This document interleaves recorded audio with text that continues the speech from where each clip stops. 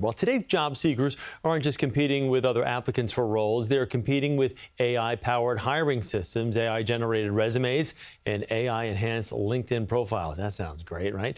Meaning even top candidates are struggling to get noticed. Personal branding expert Vanessa Errecarte joins us now with tips to stand out and beat those algorithms when searching for your next job. Vanessa, good to have you with us here. You're a marketing expert, but also a professor at UC Davis. Now, the increasing use of AI impacting everybody across the board, but it's been especially tough for new graduates, right? Yes.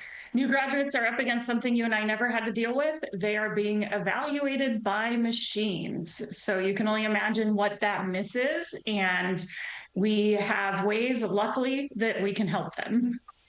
Your research found using AI for a resume and a cover letter can actually make it harder to stand out. So how can job seekers make that impression to get through these automated filters that are out there?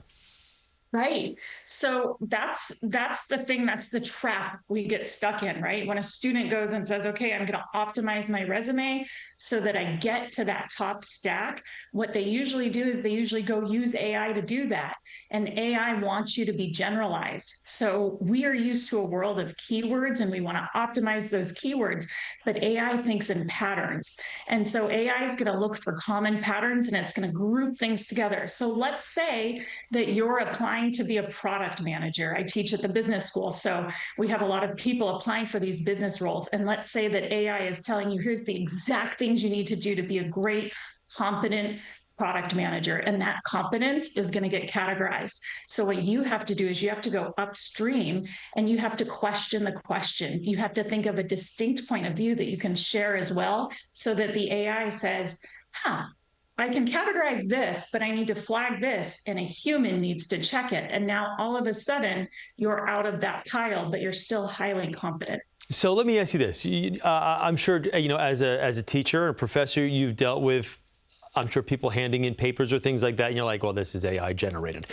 People that are actually doing hiring for positions that are out there, isn't there at some point an opportunity for them to say, you know what, I'm not just going to go by what AI is telling me. I need to get a little interpersonal, back and forth with this person before I actually do the hiring.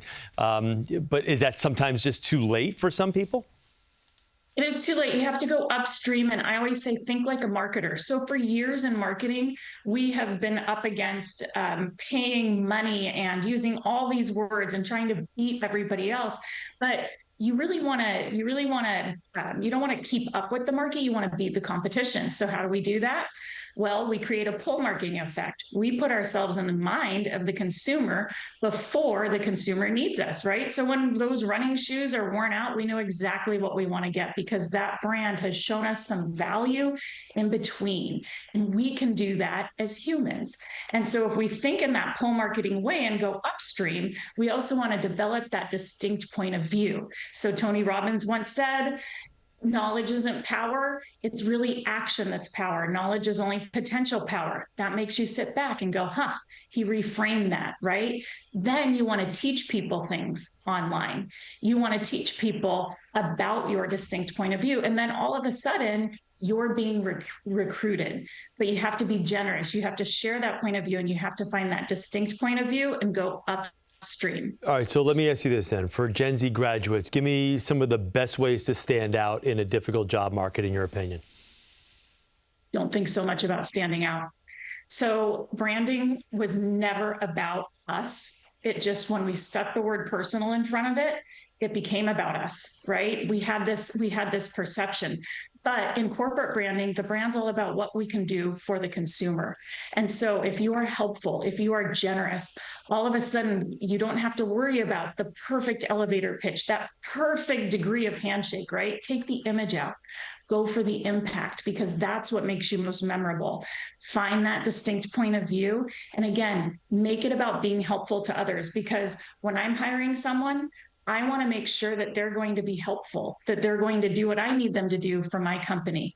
So if you can go upstream, if you can find that distinct point of view, if you can be helpful, and then finally, if you can be distinctive so that, again, you get that, I call it owning your own line, instead of being grouped with this paragraph of here's what all these applicants have, or for corporate brands, it's Google Gemini. Here's how you do this. No one clicks away. all of a sudden that distinct point of view has to get grouped in its own line with a link. So own your line, go upstream, and be generous. People are going to be thinking, am I applying for a fly fishing job here? A lot of upstream talk here. Vanessa, thank you.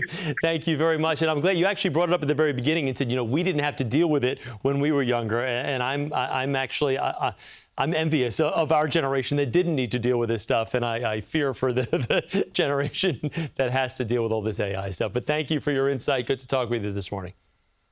Great to speak with you. And I'm grateful that, I said to our dean and associate dean, why don't we teach a class on personal branding, right? Because now we all have to learn how to become our own marketers. Exactly. So thanks for allowing me to share with you and spread the word. We are our own CEOs. Well, Vanessa shares even more tips for standing out in an AI screen job market in her forthcoming book, Valuable and Visible. Thank you, Vanessa.